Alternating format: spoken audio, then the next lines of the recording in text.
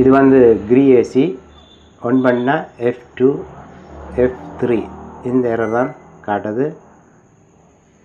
Swing டோரும் open ஆகுது, திருப்ப close ஆகுது. F2 F3 இந்த எரர் தான் காட்டுது. பார்ப்போம், அவுட்டோரை காட்டுறோம். இது வந்து அவுட்டோர் சென்சர் பிரச்சனைக்கு தான் இந்த F2 F3 எரர் வாரது. Cover okay, cover ரெடியாச்சு.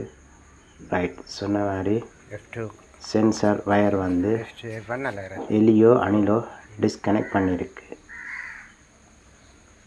பார்த்தீங்கன்னா தெரியும், 3 சென்சர் இருக்குது. அந்த 3 சென்சர்கிட்ட வயரையும் வந்து எலியோ அணிலோ வந்து டிஸ்கனெக்ட் பண்ணியிருக்கு. இதை வந்து நான் வந்து ஜாயின் பண்ணி ஹீட் சிலு வச்சு ஹீட் பண்ணணும்.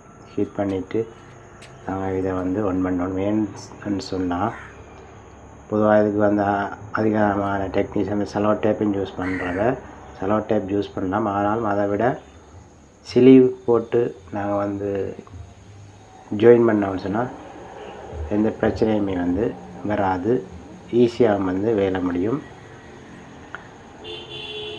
ஒரு சிலுவை போட்டுட்டு ஹீட் பண்ணி விட்டாங்கன்னா விஷயம் வந்து முடிஞ்சிடும். பொதுவாக இந்த அவுட்டோரில் இப்படியான பிரச்சனை வர்றது வந்து இந்த சென்சர் வயர் தான் டிஸ்கனெக்ட் ஆகிறது. அதுவும் வந்து இந்த நிறைய நாள் யூஸ் பண்ணாத ஏசிகள், அதே போல்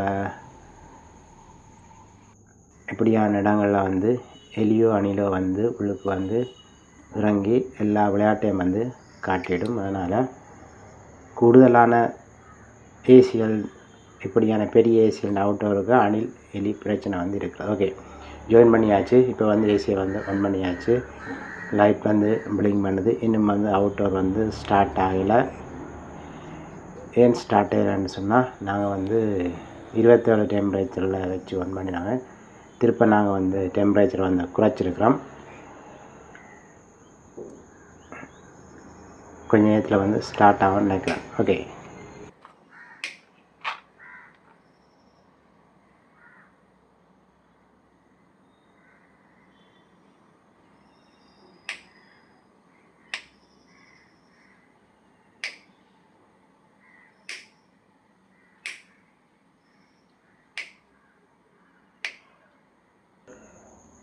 ஏனும் ஸ்டார்ட் ஆகலை. ஓகே, ஸ்டார்ட் ஆகிட்டு